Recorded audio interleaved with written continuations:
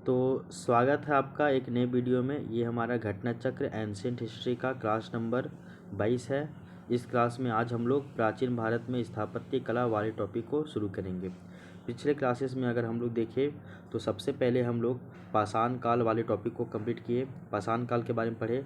उसके बाद हम लोग सैंधव सभ्यता यानी कि सिंधु घाटी सभ्यता के बारे में पढ़े। नेक्स्ट हम लोग वैदिक सभ्यता पढ़े, इसमें हम लोग ऋग वैदिक और उत्तर वैदिक दोनों के बारे में पढ़े थे। चौथा नंबर टॉपिक हम लोग बौद्ध धर्म के बारे में पढ़े। उसके बाद हम लोग जैन धर्म पढ़े। उसके बाद छठा नंबर टॉपिक हम लोग शैव और भागवत धर्म के बारे में पढ़े थे।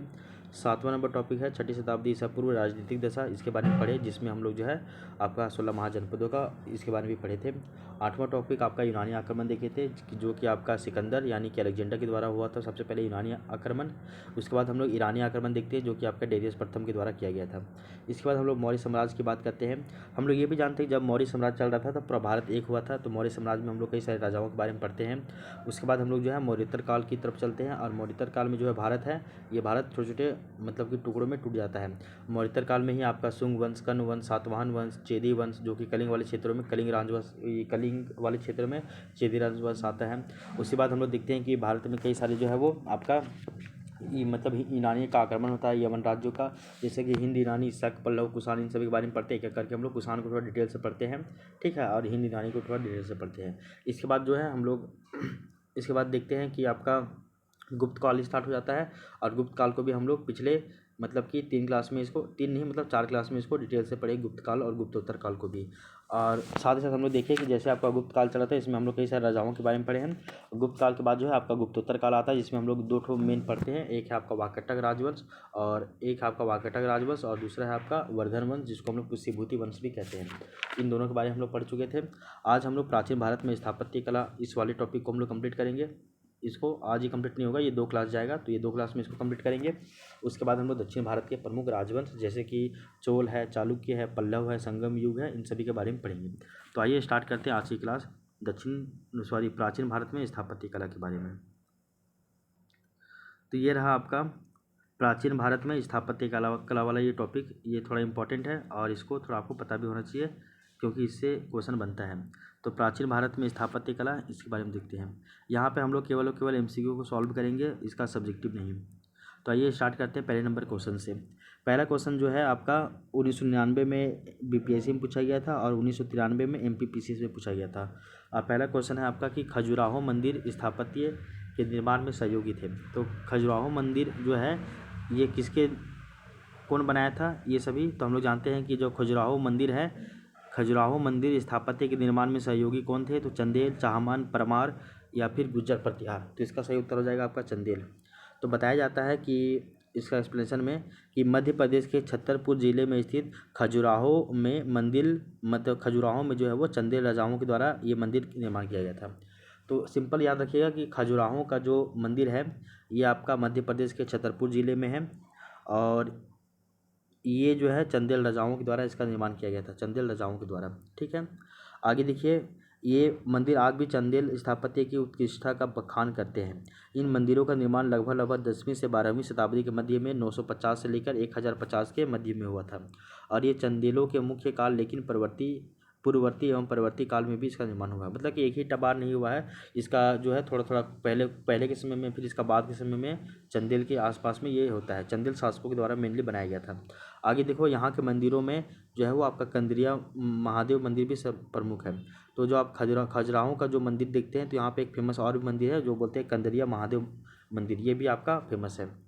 तो खजुराहो का जो मंदिर है ये आपका चंदेल शासकों के द्वारा बनाया गया था मध्य प्रदेश के छतरपुर जिले में। नेक्स्ट है आपका देखिए क्वेश्चन नंबर 2, ये भी आपका यूपीपीसी से पूछा गया था कि खजुराहो का कंदरिया महादेव मंदिर किसने बनाया था। तो हम सभी को पता है ये चंदेल शासकों ने बनाया था। तो खजुराहो का जो कंदरिया महादेव मंदिर जो है कि काफ़ी फेमस है, ये आपका चंदेल शासकों ने बनाया था। क्वेश्चन नंबर 3 देखिए, किस राजवंश ने भारत को प्रसिद्ध खजुराहो का मंदिर दिया। तो हम लोग जानते हैं चंदेल शासकों ने। और ये खजुराहो का मंदिर कहाँ स्थित है, तो आपका ये मध्य प्रदेश के छतरपुर जिले में स्थित है। क्वेश्चन नंबर 4 देखिए कि चंदेल राजाओं ने किसका निर्माण किया है, तो वो आपका खजुराहो का मंदिर का निर्माण किया है ना। क्वेश्चन नंबर 5 देखिए, खजुराहो के मंदिर संबंधित है, किससे संबंधित है, तो ये आपका हिंदू धर्म और आपका जैन धर्म दोनों से संबंधित है ना। ये केवल बौद्ध धर्म से संबंधित नहीं है, ये आपका हिंदू और जैन धर्म दोनों से संबंधित है, ठीक है। खजुराहो का मंदिर जो कि चंदेल शासकों के द्वारा बनाया गया था। तो खजुराहो का मंदिर खजुराहो में लगभग 85 मंदिरों का निर्माण करवाया गया था। तो खजुराहो का जो मंदिर है यहाँ पे टोटल 85 गो मंदिर का निर्माण करवाया गया था, जो कि मध्य प्रदेश के छतरपुर जिले में है। और ये चंदेल शासकों के द्वारा करवाया गया था 85 गो मंदिर। इनमें से कई सारा मंदिर बहुत ज़्यादा फेमस है। एक इसमें जो है कांदरिया का मंदिर भी बहुत ज़्यादा फेमस है ना। क्या बोले थे, तो कंदरिया महादेव मंदिर भी बहुत ज़्यादा फेमस है। तो यहाँ पे जो है देखने को मिलता है हम लोगों को, ये यहाँ पे वैष्णव मंदिर, शिव मंदिर, फिर आपका जैन धर्म से भी संबंधित मंदिर मिलता है। यानी कि खजुराहो का जो मंदिर है वो हिंदू धर्म और जैन धर्म दोनों से संबंधित है। क्वेश्चन नंबर देखिए 6, ये सभी आपका खजुराहो के मंदिर से बहुत ज़्यादा क्वेश्चन पूछा गया है। यहाँ क्वेश्चन है कि किस वंश के राजाओं ने खजुराहो स्थित मंदिरों का निर्माण करवाया था। तो हम सभी को पता है वो आपका चंदेल वंश के जो शासक है उन्होंने ही खजुराहो का मंदिर निर्माण करवाया था मध्य प्रदेश के छतरपुर जिले में। टोटल 85 गो मंदिर, और ये आपका हिंदू धर्म और बौद्ध धर्म दोनों से संबंधित है। आगे देखिए खजुराहो का मांतगेश्वर मंदिर समर्पित है किसको, तो ये है आपके भगवान शिव को, ठीक ना। तो बहुत सारा मंदिर है यहाँ पे, 85 मंदिर है। इसमें से एक मंदिर है आपका कंदरिया मंदिर, जो कि भगवान शिव को भी समर्पित है। इसके अलावा खजुराहो का जो है मतलब मांतगेश्वर मंदिर, तो मांतगेश्वर मंदिर भी आपका शिव भगवान को ही समर्पित है। तो इसके बारे में एक्सप्लेनेशन दिया हुआ है कि खजुराहो का मांतगेश्वर मंदिर भगवान शिव को समर्पित है, और यह मंदिर संभवतः राजा धंग के काल में निर्मित हुआ था। और इन मंदिरों का निर्माण जो है वो आपका नागर शैली में हुआ है, ठीक है, तो याद रखिएगा। तो आपका मांतगेश्वर मंदिर भगवान शिव को समर्पित है, और ये राजा धंग के काल में बनवाया गया था। राजा धंग। निम्नलिखित में से कौन सा मंदिर खजुराहो में नहीं है, तो आपको पता होना चाहिए कि दशावतार मंदिर जो है वो आपका खजुराहो में नहीं है। दशावतार मंदिर की बात करें तो ये आपका देवगढ़ यानी कि ललितपुर में स्थित है, और यह मंदिर गुप्तकालीन है। तो दशावतार मंदिर जो है वो आपका गुप्त काल से संबंधित है। शेष सभी जो मंदिर है वो आपका खजुराहो में स्थित है और चंदेल शासकों के द्वारा बनाया गया है। तो कंदरिया महादेव मंदिर ये आपका खजुराहो में ही है। चित्रगुप्त मंदिर यहीं पे है। फिर आपका है चौथस योगिनी मंदिर, ये भी खजुराहो मंदिर में ही है। टोटल खजुराहो का जो मंदिर है इसमें टोटल 85 को मंदिर बनाया गया हिंदू धर्म और बौद्ध धर्म से, हिंदू धर्म और जैन धर्म से संबंधित। इसमें आपका कंदरिया मंदिर, चौथस मंदिर, चित्रगुप्त मंदिर सभी आते हैं। दशावतार मंदिर जो है वो आपका गुप्त काल में बनाया गया था, और ये देवघर में है। देवगढ़ ललितपुर में है। क्वेश्चन नंबर 9 देखिए, 9 बहुत ये बड़ा है, इसको हम लोग छोटे स्किप करते हैं, इसका हम लोग एक्सप्लेनेशन केवल पढ़ लेते हैं। ये आपका आईएएस से पूछा गया था 2021 में, बताइए। यहाँ लिखा है इसका एक्सप्लेनेशन कि चौथस योगिनी मंदिर मध्य प्रदेश के मुरैना जिले में है, और ये पडावरी के पास में मितावली गांव में स्थित है। और इस मंदिर का निर्माण कच्छप घात राजवंश के शासक देवपाल के द्वारा करवाया गया था, ठीक है ना। आगे देखिए, यह एक वृत्ताकार मंदिर है। ध्यातव्य है कि भारत में वृत्ताकार मंदिरों की संख्या बहुत कम है। यह भारत के वृत्ताकार मंदिरों में से एक है, ठीक है ना। यह वृत्ताकार मंदिर 100 फीट ऊंची एक पहाड़ी पर निर्मित है, और इस मंदिर को मतलब कि एक तरसो मंदिर भी कहा जाता है, एक तरसो महादेव मंदिर भी कहा जाता है, जिसका उद्देश्य यह है कि आपका शैव पूजा पद्धति को, ठीक ना। तो इसको आप हटाइए, इतना ज़रूरी नहीं है, ये आपका इतना डीपली नहीं पूछेगा जीपीएससी, हम लोग जीपीएससी के लिए देख रहे हैं ना। आगे देखिए क्वेश्चन नंबर 10। क्वेश्चन नंबर 10 बोला जा रहा है कि सूची 1 को सूची 2 से मिलाना है, कुछ यहाँ पे बतलाना है। देखिए दशावतार मंदिर जो था वो आपका देवगढ़ में है, हम सभी को पता है, और ये आपका गुप्त काल का है। तो इसका डी का 3 हो जाएगा, ठीक है ना। डी का 3 कहाँ कहाँ है वो उसको मिलाइए। तो डी का 3 एक ही ऑप्शन है बी, तो ये बी सही हो जाएगा। बाकी हमको नहीं पता है, केवल डी का 3 से देख के हम बता दिए हैं। अब आइए इसका एक एक करके देख लेते हैं। स्तूप जो है सांची का स्तूप, चित्रकारी देखिएगा तो बाघ वाला जो है, बाघ जो गुफा में चित्रकारी किया गया है। कनिष्क की सिर विहीन मूर्ति देखेंगे तो आपका मथुरा में मिलता है, और आपका दशावतार मंदिर जो है वो आपका देवघर में है, देवघर ललितपुर में है, ठीक है ना। तो ये हम लोग इससे मिलाए हैं। देखिए निम्नलिखित में से कौन सा विश्व धरोहर स्थल यानी कि वर्ल्ड हेरिटेज साइट में नहीं है। तो खजुराहो का मंदिर तो है शामिल, भीमबेटका की गुफाएं भी शामिल है, सांची का स्तूप भी शामिल है, जबकि मांडू का जो महल है ये आपका शामिल नहीं है। यूनेस्को की विश्व धरोहर सूची में शामिल मध्य प्रदेश के ऐतिहासिक स्थलों में से खजुराहो का मंदिर, भीमबेटका की गुफाएं, सांची का स्तूप सभी शामिल है, जबकि मांडू का महल इस सूची में शामिल नहीं है। तो ये भी पता होना चाहिए। तो खजुराहो, सांची का स्तूप, भीमबेटका सभी यूनेस्को में शामिल किया गया है, ठीक है। क्वेश्चन नंबर 12 देखिए, मंदिर स्थापत्य के बारे में निम्नलिखित में से कौन सा कथन सत्य है। तो यहाँ पे मंदिर स्थापत्य के बारे में देखिए, ये आपका राजस्थान पीसीएस में पूछा गया 2018 में, ठीक है ना। तो यहाँ पे पूछा गया आपका, तो देखिए स्वतंत्र आधार यानी कि चूना पत्थर के मंदिरों का उद्भव गुप्त काल में माना जाता है, बिल्कुल सही बात है। लड़खा जो एक प्रारंभिक मंदिर है वो बादामी के चालुक्यों से संबंधित है, बिल्कुल सही बात है। खजुराहो के मंदिर में मंदिर के समस्त खंड आंतरिक और बाह्य रूप से जुड़े हुए, सही बात है। कांची का कैलाशनाथ मंदिर द्रविड़ शैली का सबसे प्रारंभिक जो है स्वतंत्र आधार का मंदिर है, गलत बात है। अब हम लोग इसका एक्सप्लेनेशन देख लेते हैं। केवल एक्सप्लेनेशन आपको याद रखना है कि स्वतंत्र आधार के मंदिरों का उद्भव गुप्त काल में माना जाता है। लड़खा जो कि एक प्रारंभिक मंदिर है बादामी या वातापी के चालुक्यों से संबंधित है। खजुराहो के मंदिरों में समस्त खंड आंतरिक व बाह्य रूप से जुड़े हुए हैं। कांची का कैलाशनाथ या फिर कैलाशनाथ मंदिर पल्लव कालीन स्थापत्य कला का बेस्ट एग्जाम्पल है। तो समझिए, ज़्यादा नहीं आपको ये परेशान होना है। तो देखिए पहला जो है ये कांची का कैलाशनाथ मंदिर जो है वो आपका पल्लव कालीन का है, पहला पॉइंट ये याद रखिएगा। आगे देखिए, यह मंदिर जो है वो राज सिंह शैली के चरमोत्कर्ष को व्यक्त करता है। तो ये जो आपका कांची का कैलाशनाथ मंदिर है ये आपका राज सिंह शैली को चरमोत्कर्ष को ये बतलाता है, और ये द्रविड़ शैली में समस्त लक्षण विद्वान है इसमें भी। आगे देखिए, परंतु यह द्रविड़ शैली का सबसे प्रारंभिक स्वतंत्र आधार का मंदिर नहीं है। इसका निर्माण जो है वो आपका नरसिंह वर्मन द्वितीय यानी कि राज सिंह के समय में हुआ था, और इसका उत्तराधिकारी है आपका महेंद्र वर्मन द्वितीय। तो इन सभी के बारे में जब हम लोग आगे पढ़ेंगे ना, पल्लव वंश के बारे में, चालुक्य वंश के बारे में, तो वहाँ पर हम लोग आगे देखेंगे इन सभी के बारे में, ठीक है।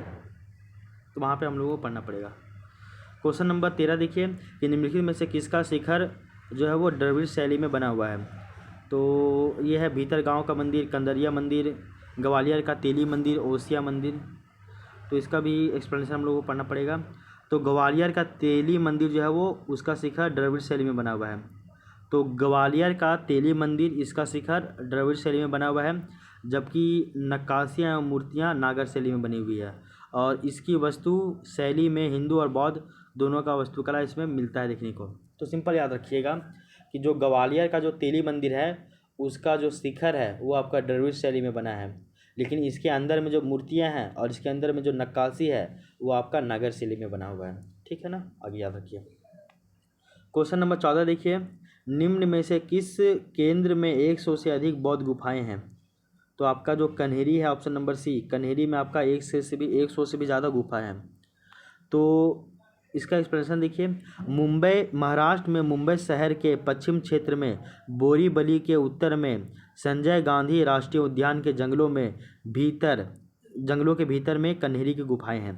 तो कन्हेरी की गुफाएं कहाँ हैं, तो ये आपका महाराष्ट्र का एक मुंबई शहर है। तो महाराष्ट्र जिले मतलब महाराष्ट्र राज्य के मुंबई शहर में एक बोरीवली जगह है, उस बोरीवली जगह में एक आपका संजय गांधी राष्ट्रीय उद्यान है, और इसी संजय गांधी राष्ट्रीय उद्यान में जंगल है, पूरा जंगल में ये राष्ट्रीय उद्यान बना हुआ है। इन्हीं जंगलों के बीच में कन्हेरी की गुफा है। किनका गुफा, तो कन्हेरी की गुफा है, और यहाँ पे लगभग 109 ठो गुफाएँ उपलब्ध हैं, जिनका निर्माण पहली शताब्दी ईसा पूर्व में किया गया था। और इन गुफाओं में अधिकांशतः बौद्ध मठ है, जो बौद्ध भिक्षुओं के निवास, अध्ययन और ध्यान के लिए बने हुए थे।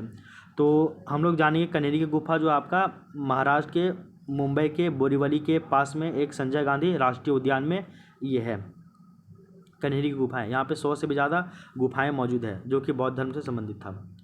क्वेश्चन नंबर 15 देखिए, निम्नलिखित में से कौन सा मंदिर वास्तुकला की बेसर शैली का उदाहरण है।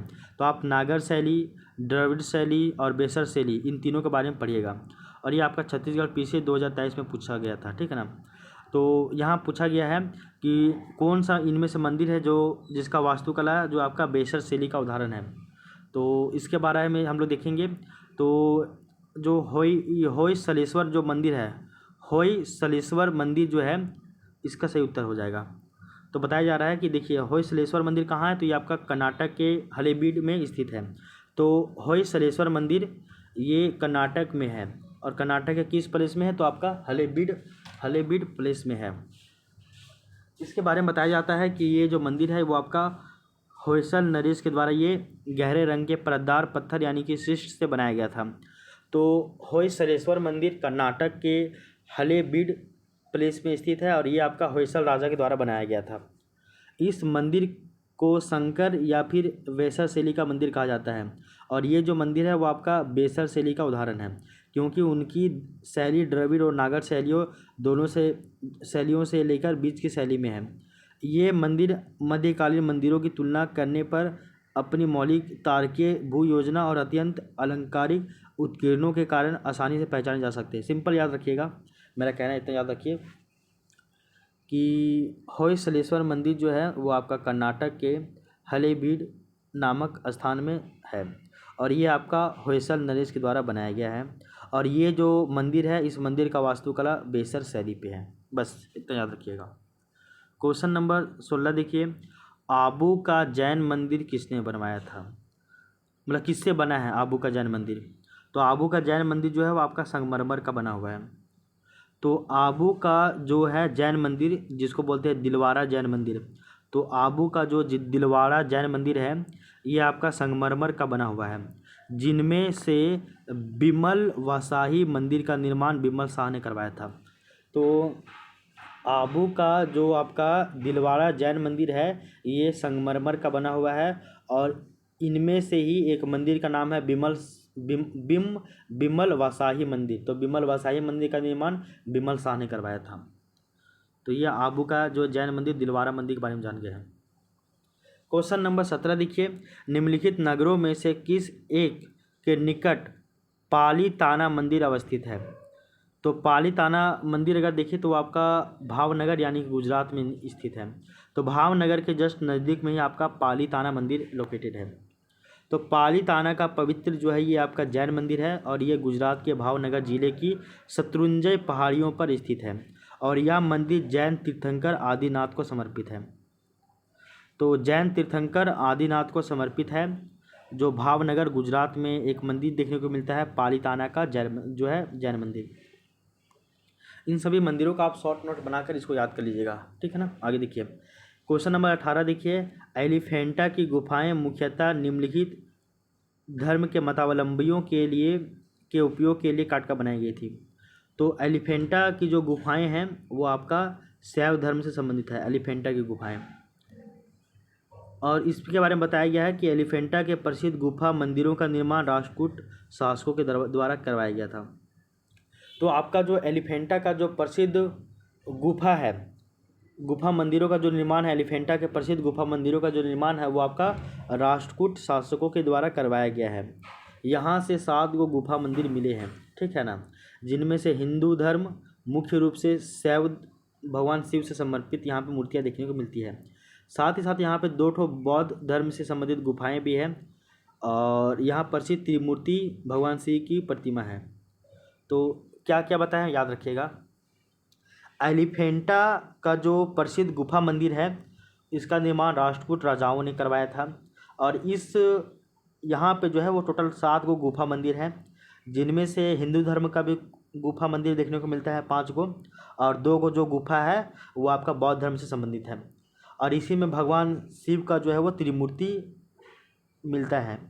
और ये बेसिकली हिंदू धर्म में भी आपका जो है वो शैव यानी कि शिव भक्त को ज़्यादा ये प्रदर्शित करता है, भगवान शिव को, ठीक है ना। आगे देखिए क्वेश्चन नंबर 19 देखिए कि एलिफेंटा के प्राचीन स्मारक किससे संबंधित हैं? तो हम लोग जानते हैं कि आपका बौद्ध और आपका शैव दोनों संबंधित, यानी कि 1 और 3।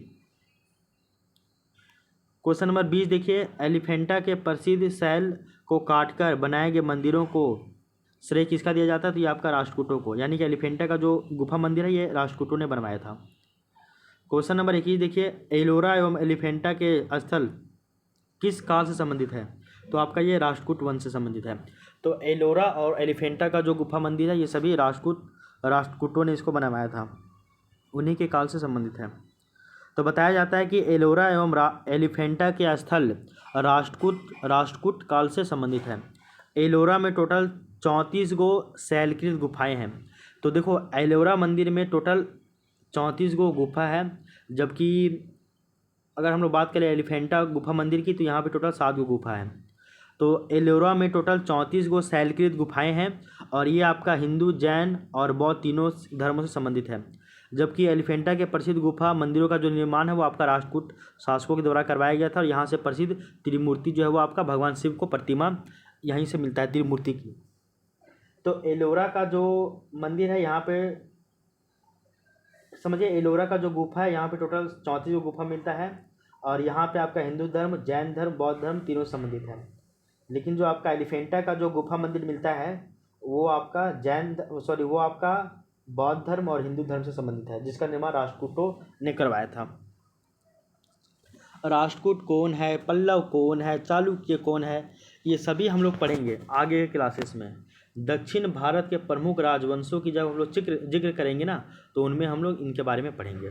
ठीक है, आगे देखिए क्वेश्चन नंबर 22 देखिए, निम्नलिखित में से कौन सी गुफा त्रिमूर्ति के लिए विख्यात है?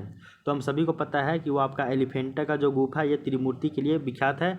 एलिफेंटा का गुफा में टोटल 7 गुफा मिला है, जो कि राष्ट्रकूटों के द्वारा इसका निर्माण करवाया गया है।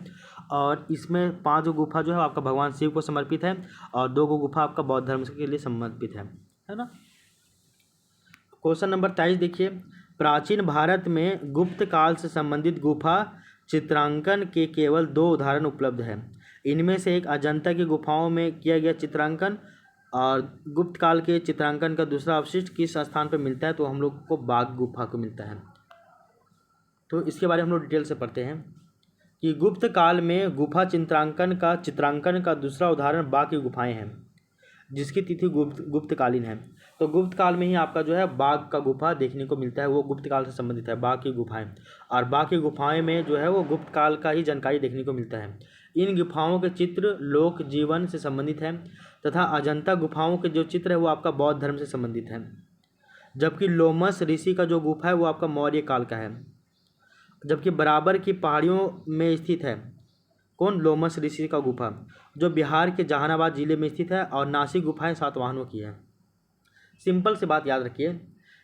तो यहाँ बोला जा रहा है कि कौन सा गुफा जो है वो आपका गुप्त काल का है ना, तो गुप्त काल से संबंधित है।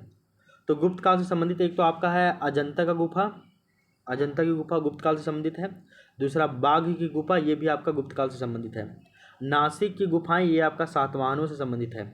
एलोरा की गुफाएं जो है वो आपका एलिफेंटा, और एलोरा की गुफाएं जो है वो आपका किसका संबंधित है? तो आपका राष्ट्रकूट वंश के संबंधित है। लोमस ऋषि का जो गुफा है ये आपका बराबर की पहाड़ियों में स्थित है। लोमस ऋषि का जो गुफा है वो आपका बराबर की पहाड़ियों में स्थित है, जो कि बिहार में है, और ये आपका मौर्य काल से संबंधित है। ठीक है, तो अब तो आपको दिक्कत नहीं होना चाहिए। क्वेश्चन नंबर 24 देखिए, और क्वेश्चन नंबर 24 बोल रहा है कि पश्चिमी भारत में प्राचीनतम शैलकृत गुफाएं कहाँ हैं? तो पश्चिमतम भारत में बात किया जा रहा है। पश्चिमी भारत में प्राचीनतम शैलकृत गुफाएं कहाँ हैं? ये जितना नाम है सब आपका शैलकृत गुफाएं ही है। इनमें से नासिक, एलोरा, जो अजंता है वो आपका भारत के पश्चिम साइड में है। तो पश्चिमी भारत में प्राचीनतम शैलकृत गुफाएं नासिक, एलोरा एवं अजंता है। ये तीनों स्थल महाराष्ट्र में स्थित है। तो महाराष्ट्र में देखिएगा तो महाराष्ट्र में आपका नासिक का भी गुफा मिलेगा, एलोरा का भी ये मिलेगा गुफा, और आपका अजंता के भी गुफा मिलेगा नासिक में ही। ठीक ना, तो ये भी आपको पता होना चाहिए। बाघ की गुफाएं कहाँ है? तो बाघ का गुफा भी जो है वो आपका बौद्ध धर्म से संबंधित है, ये भी। ठीक ना, तो अजंता, एलोरा और नासिक तीनों महाराष्ट्र में है। ये तीनों स्थल महाराष्ट्र में स्थित है। एलोरा में कुल 34 शैलकृत गुफाएं हैं। ये हिंदू धर्म, बौद्ध धर्म और जैन धर्म तीनों संबंधित है। नासिक की गुफाएं जो है वो आपका जो है वो सुविख्यात है, उन्हें पांडव लेनी कहा जाता है। अजंता की गुफाओं का प्राकृतिक दृश्य बहुत ही शांत एवं मनोहारी है। अजंता का गुफा, फिर आपका जो है बाघ गुफा, ये सभी गुप्त काल से संबंधित है। एलोरा का जो गुफा है वो किससे संबंधित है? तो ये आपका जो है राष्ट्रकूटों से संबंधित है। और ये सब हम लोग बात करते हैं नासिक, एलोरा, अजंता सभी आपका महाराष्ट्र में है। क्वेश्चन नंबर 25 देखिए, निम्न स्थानों में से बौद्ध गुफा मंदिरों के लिए कौन प्रसिद्ध है? तो एलिफेंटा भी आपका बौद्ध गुफा के लिए ही है, ठीक है ना। अजंता भी बौद्ध गुफा ही है ना। तो इन सभी के बारे में देखिएगा तो ज़्यादा अप्रोप्रिएट आपका अजंता हो जाएगा। एलिफेंटा में आपका बौद्ध, जैन और हिंदू सब मिलता है, लेकिन केवल बौद्ध के लिए आपका अजंता है। तो बौद्ध गुफा मंदिरों के लिए अजंता जो है वो काफ़ी ज़्यादा फेमस है, जबकि एलिफेंटा अपने शैव मंदिरों के लिए फेमस है। खजुराहो शैव मंदिर, वैष्णव मंदिर और जैन मंदिर तीनों के लिए फेमस है। और नालंदा जो आपका बौद्ध शिक्षा के लिए फेमस है। तो खजुराहो का जो ये मंदिर है ये आपका जैन धर्म और बौद्ध धर्म और मतलब जैन धर्म हिंदू धर्म से संबंधित है। यहाँ पे वैष्णव धर्म बाद में, ये जो वैष्णव धर्म को हम लोग हिंदू धर्म का ही पार्ट मानते हैं और है भी, तो ये इससे संबंधित है खजुराहो। अजंता जो है वो आपका बौद्ध गुफाओं के लिए प्रसिद्ध है। नालंदा जो है वो आपका बौद्ध धर्म से संबंधित है, एक आपका प्रसिद्ध केंद्र पढ़ाई का। एलिफेंटा आपका किसका है, तो हिंदू धर्म, बौद्ध धर्म और आपका जैन धर्म तीनों का है।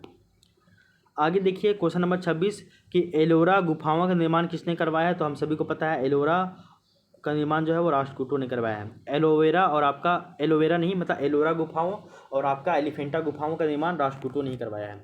और ये आपका यूपीपीसी से पूछा गया था। राष्ट्रकूट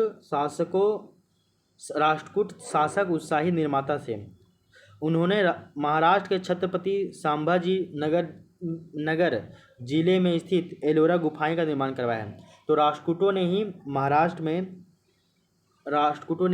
में एलोरा का गुफाओं का निर्माण करवाया है।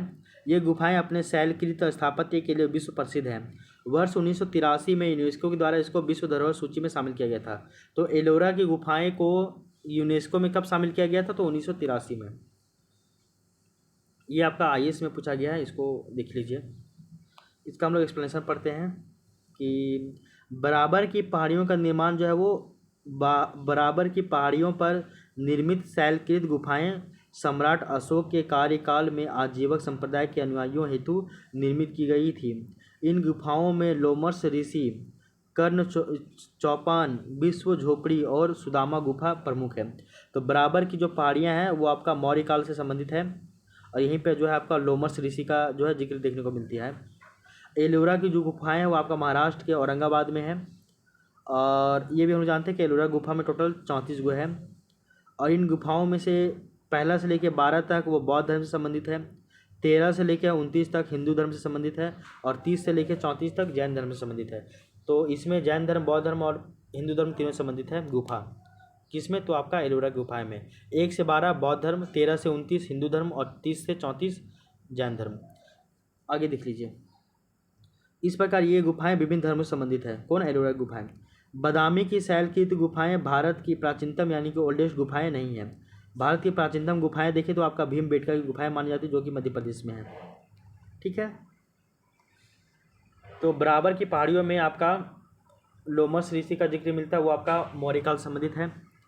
एलोरा की गुफा अगर देखेंगे तो वो आपका किससे संबंधित है, तो वो आपका हिंदू धर्म, बौद्ध धर्म, जैन धर्म तीनों संबंधित है। ठीक है, क्वेश्चन नंबर 28 देखिए। एलोरा के गुहा मंदिर संबंधित है। तो एलोरा के गुहा मंदिर किससे संबंधित है, तो ये आपका हिंदू धर्म, जैन धर्म, बौद्ध धर्म सभी संबंधित है।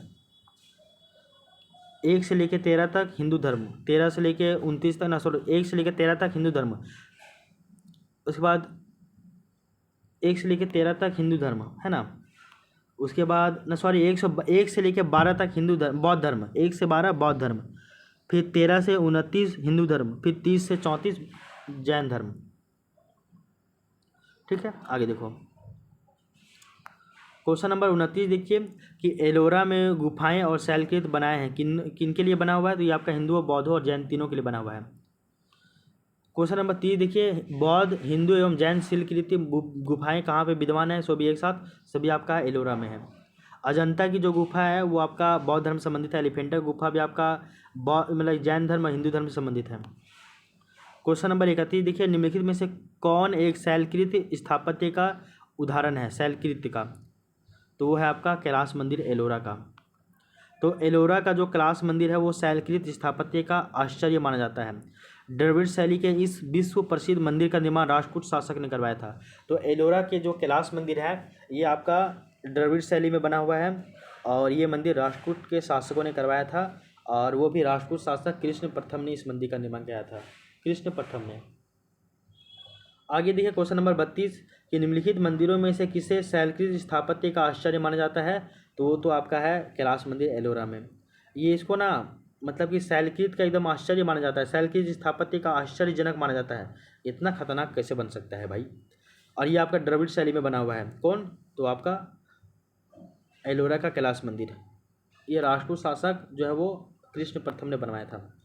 आगे देखिए क्वेश्चन नंबर 33 कि किस वंश ने एलोरा के कैलाश मंदिर का निर्माण करवाया है? ये आपका ऑप्शन नंबर ए हो जाएगा, यानी कि राष्ट्रकूट वंश के शासकों ने, और वो भी एक राष्ट्रकूट वंश के शासक कौन? तो आपका जो है कृष्ण प्रथम, इसी ने करवाया था एलोरा के कैलाश मंदिर का निर्माण। और ये आपका द्रविड़ शैली में है, और ये आपका शैलकृत स्थापत्य का ये अनोखा है, यानी कि यूनिक था। क्वेश्चन नंबर 34 देखिए, एलोरा के कैलाश मंदिर का निर्माण किसने करवाया था? तो ये राष्ट्रकूटों ने करवाया था, और राष्ट्रकूट के शासक रहते हैं कृष्ण प्रथम, इसने करवाया था। क्वेश्चन नंबर 35 देखिए, निम्नलिखित में से किस राष्ट्रकूट शासक ने एलोरा के कैलाश मंदिर का निर्माण करवाया था? तो आपका कृष्ण प्रथम ने करवाया था। क्वेश्चन नंबर 36 देखिए, एलोरा के प्रसिद्ध कैलाश मंदिर के निर्माण में कौन सा शासक वंश संबंधित रहा? तो वो तो आपका राष्ट्रकूट वंश रहेगा। क्वेश्चन नंबर 37 देखिए, एलोरा के प्रसिद्ध शिव मंदिर का निर्माण राष्ट्रकूट नरेश किसने किया था? तो आपका कृष्ण प्रथम ने किया था। तो एलोरा में जो आपका शिव मंदिर है वो आपका द्रविड़ शैली में था, और ये आपका स्थापत्य कला का एकदम यूनिक था, और इस मंदिर का निर्माण राष्ट्रकूट राजा कृष्ण प्रथम ने करवाया था। ऑप्शन नंबर ये हो जाएगा बी, कृष्ण प्रथम। क्वेश्चन नंबर 38 देखिए कि एलोरा के कैलाश मंदिर का निर्माण किसने करवाया था? तो हम सभी को पता है कृष्ण प्रथम ने करवाया था। क्वेश्चन नंबर 39 देखिए, किस धर्म को राष्ट्रकूटों का संरक्षण माना जाता है? तो आपका जैन धर्म, बौद्ध धर्म, शैव धर्म या शाक्त धर्म? तो राष्ट्रकूटों के समय में जो है वो आपका जैन धर्म को ज़्यादा संरक्षण मिला था, जैन धर्म को।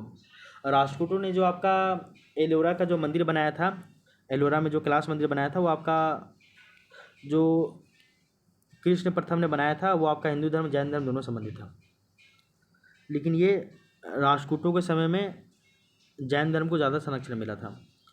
राष्ट्रकूट शासकों के समय में वैसे तो ब्राह्मण धर्म का महत्व अधिक था, किंतु ब्राह्मण धर्म की तुलना में जैन धर्म का अधिक प्रचार प्रसार हुआ था, तथा इसे जो है राजकीय संरक्षण भी प्राप्त था। राष्ट्रकूट शासक अमोघ वर्ष के गुरु जैनाचार्य जीन सेन थे, जिसने आदि पुराण की रचना की है। उस समय शासकों तथा सामंतों के साथ साथ सेनापति पदों पर भी अनेक जैन धर्मानुयायियों की नियुक्ति की जाती थी। सिंपल सी बात है कि जो है वो आपका राज्य आश्रय मिल रहा था, वो है आपका जैन धर्म को ही राजकीय संरक्षण दिया जा रहा था।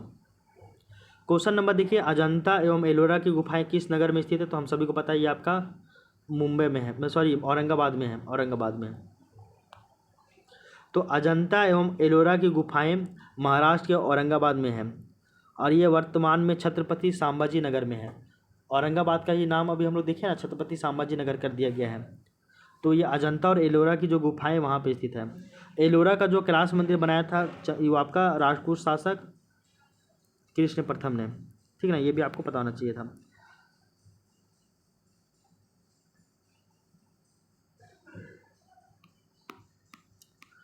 और यहाँ नेक्स्ट क्वेश्चन ये था आपका कि एलोरा और जो अजंता की गुफाएं हैं ये कहाँ पे है? तो ये आपका औरंगाबाद में है। पर्वत शिलाओं को खोदकर भवन निर्माण के विकास की चरम अवस्था एलोरा का कैलाश मंदिर है, जिसका निर्माण राष्ट्रकूट नरेश कृष्ण प्रथम ने करवाया था। तो एलोरा की जो गुफा है, मंदिर है, कैलाश मंदिर है, सभी जो है वो कृष्ण प्रथम ने बनवाया था, राष्ट्रकूट शासक था ये। अजंता और एलोरा की गुफाएं कहाँ स्थित है? तो हम सभी को पता है ये आपका महाराष्ट्र के औरंगाबाद में स्थित है। तो महाराष्ट्र के औरंगाबाद में स्थित है अजंता और एलोरा की गुफाएं। एलोरा की गुफाएं यानी कि यहाँ पे जो एक मंदिर है कृष्ण प्रथम के द्वारा बनाया गया था कैलाश मंदिर। अजंता की गुफा जो जानते हैं हम लोग, ये आपका महाराष्ट्र में है, औरंगाबाद में, जिसको अब हम लोग क्या बोलते हैं? तो हम लोग वर्तमान में छत्रपति संभाजी नगर कहते हैं। क्वेश्चन नंबर 42 देखिए, निम्नलिखित स्थानों में से किस एक में राष्ट्रकूटों द्वारा एलोरा पहाड़ियों में निर्मित गुफा मंदिर है? तो आपका ये औरंगाबाद में है। तो औरंगाबाद में ही, औरंगाबाद महाराष्ट्र में, जिसको अभी वर्तमान में संभाजी क्या बोलते हैं? तो हम लोग छत्रपति संभाजी नगर कहते हैं। यहाँ पे राष्ट्रकूटों के द्वारा यानी कि राष्ट्रकूट शासक चंद्र प्रथम के द्वारा एलोरा पहाड़ियों में निर्मित गुफा मंदिर है। तो एलोरा की पहाड़ी है और उस पहाड़ी में आपका मंदिर है, कैलाश मंदिर। क्वेश्चन नंबर 43 देखिए, सूची 1 को सूची 2 से मिलाना है। यहाँ बोला जा रहा है कि इनमें से कौन सा जो कूट है वो आपका सही कूट को चुनना है। तो दशावतार मंदिर तो आपका देवघर में है, ललितपुर में, बिल्कुल सही बात है। तो बी का 2 देखिए, बी का 2, बी का 2, बी का 2। तो सी और डी तो गलत। अब ए और बी में आंसर होगा, तो बी ही आंसर है, ठीक है। आगे देखिए, दशावतार मंदिर आपका देवघर ललितपुर में है। ईंट निर्मित मंदिर ये भीतर गांव में है, और ये विष्णु मंदिर ऐरन में है, शिव मंदिर भूमरा में है। ये यूपीपीएससी से पूछा था। क्वेश्चन नंबर 44 देखिए, जो कि आपका 68वां बीपीएससी में पूछा गया था 2022 में। बोला गया कि झांसी के पास देवगढ़ का मंदिर और इलाहाबाद के पास गढ़वा मंदिर में बनी मूर्तियां किस कला के महत्वपूर्ण अवशेष हैं? तो ये है आपका गुप्त कला का।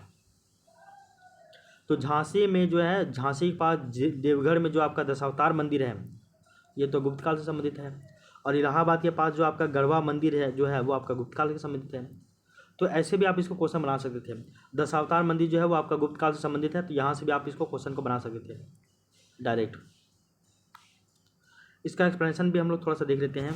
देवगढ़ का दशावतार मंदिर जो कि वर्तमान उत्तर प्रदेश के ललितपुर जिले में है, ललितपुर जिला है, तो वर्तमान में देवगढ़ का जो दशावतार मंदिर जो है वो वर्तमान में उत्तर प्रदेश के ललितपुर जिले में स्थित है और यह गुप्तकालीन मंदिर है। वहीं अगर इलाहाबाद की बात करें, इलाहाबाद यानी कि प्रयागराज की बात करें, तो प्रयागराज में एगो गढ़वा किला है, वहाँ पे एक निर्मित मंदिर है गढ़वा मंदिर, वो भी गुप्त काल का ही है। क्वेश्चन नंबर 45 देखिए, ये भी आपका यूपी ARO में पूछा गया था 2021 में। ये पूछा गया था कि कानपुर उत्तर प्रदेश में स्थित भीतरगांव मंदिर के संदर्भ में निम्नलिखित कथनों पर विचार कीजिए। और ये आपका यूपी स्पेशल है, इसलिए इसको यूपी स्पेशल में पूछा गया है। इसका डायरेक्ट हम लोग एक्सप्लेनेशन देखते हैं। उत्तर प्रदेश के कानपुर नगर जिले में स्थित भीतरगांव का मंदिर का निर्माण जो है 5वीं से लेकर 6ठी शताब्दी में किया गया है। इस मंदिर का निर्माण गुप्त काल में हुआ है। तो सिंपल याद रखिए कि जो आपका कानपुर में जो आपका ये जो भीतरगांव का जो मंदिर है ये आपका गुप्त काल से संबंधित है। तो भीतरगांव का जो मंदिर है ये आपका गुप्त काल से संबंधित है। इसके अलावा गढ़वा मंदिर जो है गढ़वा में है, मतलब कि प्रयागराज के गढ़वा जिले में गढ़वा में है। प्रयागराज का जो उत्तर प्रदेश का एक ज़िला है प्रयागराज, यानी कि जिसको हम लोग इलाहाबाद कहते हैं, वहाँ पे एक प्लेस है गढ़वा, तो गढ़वा में निर्मित है गढ़वा मंदिर, वो भी गुप्त काल का ही है। देवघर का दशावतार मंदिर जो कि उत्तर प्रदेश के ललितपुर जिले में है, वो भी गुप्त काल से संबंधित है। भीतर गांव मंदिर ये उत्तर प्रदेश में है, उत्तर प्रदेश के कानपुर जिले में है, और ये भी गुप्त काल से संबंधित है। बस इतना याद रखिए। अजंता की कला को इनमें से किसने प्रश्रय दिया था? तो ये आपका जीपीएससी में पूछा गया था 2023 में। तो अजंता का जो किला है इसको वाकाटक राजवंशों ने, वाकाटक जो है ये शासक है उसने प्रश्रय दिया था। तो बोला जा रहा है यहाँ पे कि अजंता की गुफाएं जो है आपका छत्रपति संभाजी नगर महाराष्ट्र के औरंगाबाद में है, और ये गुफाएं जो है वाकाटकों के अधीन राजसी संरक्षण और जागीरदारों द्वारा निर्मित करवाया गया था। तो अजंता की गुफा जो है इससे क्वेश्चन जीपीएससी पूछा है, और अजंता की जो गुफाएं हैं वो भैया आपका वाकाटक राजाओं के द्वारा इनको संरक्षण मिला था, ठीक ना। ये गुफाएं अपने भित्ति चित्रों तथा मूर्तिकारी के लिए बेजोड़ समझी जाती हैं। अजंता में मुख्य बौद्ध धर्म की महायान शाखा संबंधित है। तो अजंता की जो गुफा है भैया वो आपका बौद्ध धर्म की महायान शाखा से संबंधित है, और इसको संरक्षण वाकाटक राजवंशों ने दिया था, ठीक है। क्वेश्चन नंबर 47 देखिए, अजंता की गुफाएं निम्नलिखित में से किससे संबंधित है? तो ये आपका जातक कथाएं यानी कि बौद्ध धर्म से संबंधित है ना। अजंता के चित्र तकनीकी दृष्टि से विश्व में प्रमुख स्थान रखते हैं। इन गुफाओं में अनेक प्रकार के फूल, पत्तियों, वृक्षों, पशु की आकृति बने हुए हैं। यहाँ पे सजावट भी है, बुद्ध एवं बोधिसत्वों की प्रतिमाओं का भी चित्र देखने को मिलता है। और ये जो सारा कॉन्सेप्ट जो है आपका जातक कथाएं यानी कि गौतम बुद्ध के जन्म से पहले की जो है घटना है यहाँ पे इसका जिक्र किया गया है। तो अजंता की गुफाएं जो आपका बौद्ध धर्म से संबंधित है, और ये आपका अजंता और एलोरा की गुफाएं दोनों कहाँ पे? तो आपका महाराष्ट्र का औरंगाबाद, यानी कि वर्तमान में हम लोग छत्रपति संभाजी नगर कहते हैं, वहाँ पे ये स्थित है। तो अजंता और एलोरा की गुफाएं सब यहीं संबंधित है। अजंता की गुफाओं को राजश्री कौन दिया था? तो वाकाटक राजवंश ने दिया था इसको संरक्षण, और ये जो है बौद्ध धर्म से संबंधित है, याद रखिएगा। क्वेश्चन नंबर 48 देखिए कि यहाँ बोला जा रहा है कि कौन सा सही है। तो अजंता गुफाएं बाघोरा नदी घाटी में स्थित है, बिल्कुल सही बात है। अजंता की जो गुफाएं हैं वो आपका बाघोरा नदी घाटी में स्थित है। तो हम लोग जानते हैं अजंता गुफाएं महाराष्ट्र जो है राज्य, यहाँ के छत्रपति संभाजी नगर यानी कि औरंगाबाद जिले में स्थित है। ये गुफाएं जो है वो वाघोरा नदी के तट पर स्थित है, और इनका समय जो है ईसा पूर्व 2वीं शताब्दी से लेकर 7वीं शताब्दी तक है, ठीक है ना। आगे देखिए, यहाँ बोला जा रहा है कि सांची स्तूप चंबल नदी घाटी में स्थित है। नहीं, सांची स्तूप जो है वो आपका बेतवा नदी के पश्चिम में स्थित है, और ये मध्य प्रदेश के रायसेन जिले में स्थित है। तो सांची का जो स्तूप है ये आपका मध्य प्रदेश के रायसेन जिले में है, और ये जो है आपका बेतवा नदी के किनारे स्थित है। और इसका जो निर्माण है वो मौर्य शासक अशोक के द्वारा करवाया गया था, सांची स्तूप का निर्माण। थर्ड देखिए, पांडुलेना गुफा मंदिर नर्मदा नदी की घाटी में स्थित है, तो ये भी गलत बात है।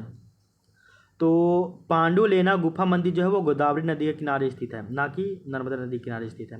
यहाँ पर 24 गुफाओं की एक श्रृंखला देखने को मिलती है पांडुलेना गुफा मंदिर में। और एक जो है अमरावती स्तूप गोदावरी नदी घाटी में स्थित है, ये भी गलत बात है। अमरावती जो स्तूप है, तो अमरावती स्तूप जो है वो आपका आंध्र प्रदेश के पलनाडु जिले में है, अमरावती स्तूप। और ये जो है वो आपका सातवाहन काल में किया गया था। और ये जो है आपका कृष्णा नदी के किनारे है, तो ये आपका कृष्णा नदी के किनारे है। तो गोदावरी नहीं, ये आपका कृष्णा। और ये आपका नर्मदा नहीं, वो क्या हो जाएगा, तो आपका बेतवा नदी सॉरी पांडुलेना जो है वो आपका गोदावरी नदी किनारे होगा, ना कि नर्मदा, गोदावरी नदी किनारे होगा। अमरावती स्तूप कृष्णा नदी किनारे, पांडुलेना नदी गोदावरी नदी किनारे, सांची स्तूप जो है वो आपका चंबल नदी नहीं बल्कि ये आपका बेतवा नदी किनारे। और अजंता की गुफाएं जो आपका वाघोरा नदी किनारे हैं। ये इससे क्वेश्चन पूछा जा सकता है, इसलिए आप देख लीजिए। ये आपका IAS प्रीलिम्स 2021 में पूछा गया था। क्वेश्चन नंबर 49 देखिए, निम्नलिखित ऐतिहासिक स्थलों पर विचार कीजिए। अजंता का स्तूप गुफाएं कहाँ हैं, तो हम सभी को पता है ये आपका बौद्ध धर्म से संबंधित है। और ये जो है आपका वाकाटक राजवंश इसको संरक्षण दिए थे। और ये जो है आपका बौद्ध धर्म से संबंधित है। यहाँ पे पूरा आपका बौद्ध धर्म का जो है गौतम बुद्ध का जो जातक कथाएं हैं ना, यहाँ से इसमें देखने को मिलता है, पूरा कहानी यहाँ पे देखने को मिलता है चित्रकारी के रूप में। और ये आपका जो है महाराष्ट्र के औरंगाबाद जिले में है। औरंगाबाद जिले को हम लोग अब क्या बोलते हैं, तो छत्रपति संभाजी नगर कहते हैं, यहाँ पे ये स्थित है। ठीक है, आगे देखिए, यहाँ बोला जाता है कि भित्ति चित्रकला के लिए कौन जाना जाता है, तो अजंता की गुफाएं भित्ति चित्रकला के जाना जाता है। लोपाक्षी मंदिर भी, ये भी जो है लोपाक्षी मंदिर भी आपका जो है आपका भित्ति चित्रकला के लिए जाना जाता है। सांची का स्तूप हम लोग जानते हैं, सांची का स्तूप जो है वो आपका कहाँ पे स्थित है, तो सांची का स्तूप जो है वो मौर्य सम्राट अशोक ने बनवाया था। और ये आपका मध्य प्रदेश के रायसेन जिले में स्थित है। और सांची का जो स्तूप है वो आपका बेतवा नदी के किनारे स्थित है। किसके किनारे, तो बेतवा नदी के किनारे स्थित है। तो ये तो आपका नहीं होगा, तो A और B दो सही हो जाएगा, 1 और 2। इसका एक्सप्लेनेशन देखिए, अजंता की गुफाएं एवं लोपाक्षी मंदिर में भित्ति चित्रकला के साक्ष्य देखने को मिलते हैं, परंतु सांची स्तूप भित्ति चित्रकला का साक्ष्य स्पष्ट नहीं करता है। स्तूप के चारों ओर लगे तोरण बुद्ध की जीवन की घटनाओं तथा जातक कथाओं के बारे में ये लिखा हुआ देखने को मिलता है। नीचे से ऊपर अलंकृत है। चूंकि तोरण स्तूप के भाग नहीं माने जाते, इसलिए B सही हो जाएगा उत्तर। तोरण जो है वो स्तूप का भाग नहीं माना जाता है। तोरण में तो कुछ जो चित्रकारी दिया हुआ है, भित्ति चित्रकारी यानी कि दीवार पे चित्रकारी, तो वो आपका जो है वो अजंता वाला गुफा मिलता है, वो आपका लोपाक्षी मंदिर में भी देखने को मिलता है। ठीक है ना। सांची स्तूप में भी भित्ति चित्रकारी है, लेकिन वो आपका तोरण में है। लेकिन तोरण जो है वो आपका स्तूप का भाग नहीं माना जाता, इसलिए हम लोग इसको नहीं ऐड करते हैं।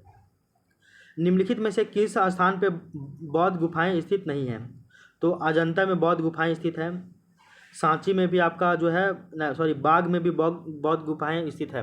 बाग जो गुफा है ये आपका कहाँ पे स्थित है, तो ये आपका पता करके बताइए हमको। सांची का स्तूप जो है वो आपका मौर्य शासक अशोक ने बनवाया था। ये आपका मध्य प्रदेश के रायसेन जिले में है सांची का स्तूप। और यहाँ पे जो है इसके तोरण में भित्ति चित्रकारी किया हुआ है और गौतम बुद्ध से जुड़े हुए जो सारे यहाँ पे पॉइंट देखने को मिलते हैं। तो C और D यानी कि सांची और बलसाड़ इसका सही उत्तर हो जाएगा, यानी कि दोनों नहीं होगा। अजंता और बाग में जो है बौद्ध गुफाएँ संबंधित हैं। इसका एक्सप्लेनेशन देखिए, अजंता जो कि महाराष्ट्र में है, बाग गुफा जो कि आपका मध्य प्रदेश में है, ये बौद्ध गुफाएं हैं। ये बौद्ध विहार भी है। जबकि सांची का स्तूप देखें तो आपका मध्य प्रदेश के रायसेन जिले में है। और बलसाड़ देखें तो ये आपका बौद्ध गुफाएं नहीं है। सांची में स्थित स्तूप का निर्माण मौर्य शासक अशोक ने करवाया था। तो आपका सांची स्तूप कहाँ है, तो भैया तो हमेशा हम लोग याद रखिएगा सांची का जो स्तूप है वो आपका कहाँ है, तो वो आपका अभी बताया गया था ना भाई, सांची का स्तूप कहाँ है।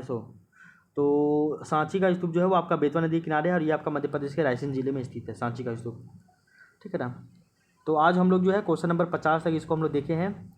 इसके बाद जो है हम लोग क्वेश्चन नंबर 51 से कल स्टार्ट करेंगे और फिर हम लोग जो है वो क्वेश्चन नंबर 90 तक चले जाएंगे। तो कल की क्लास में हम लोग जो है वो प्राचीन भारत में जो स्थापत्य कला था इसको हम लोग कंप्लीट कर लेंगे। इसमें कुछ जो है क्वेश्चन को आप थोड़ा सा जो समझ में आया है ठीक है, जो नहीं समझ में आ रहा है उसको थोड़ा सा आप नोटिंग कर लीजिएगा और उसको याद कर लीजिएगा, थोड़ा ये इंपॉर्टेंट हो जाता है। JPSC से तो हम लोग देखिए एक क्वेश्चन पूछा भी था आपका अजंता के बारे में कि अजंता का जो गुफा है इसको कौन जो है शासक जो है मतलब किसके समय में इसको संरक्षक मिला था, तो वाकाटक राजवंशों ने इसको संरक्षक दिया था, वाकाटक शासकों ने। तो प्राचीन भारत में स्थापत्य कला वाला टॉपिक जो है ये हम लोग देखे हैं, इसमें हम लोग टोटल 50 क्वेश्चन आज सॉल्व किए हैं। बाकी जो आपका बचा हुआ जो है क्वेश्चन वो हम लोग नेक्स्ट क्लास में देखेंगे। तो कल की क्लास में प्राचीन भारत में स्थापत्य कला ये भी कंप्लीट हो जाएगा। इसके बाद हम लोग नेक्स्ट टॉपिक की ओर चलेंगे। और ये जो है आपका प्राचीन भारत ये बहुत जल्दी ही कंप्लीट होने वाला है, इसलिए आप इसमें घबराइएगा नहीं, बस आप बने रहिएगा और डेली क्वेश्चन को सॉल्व कीजिए तो आप बहुत बेहतर स्थिति में आ जाइएगा। तो मिलते हैं आप नेक्स्ट क्लास में, तब तक के लिए thank you, take care, bye bye.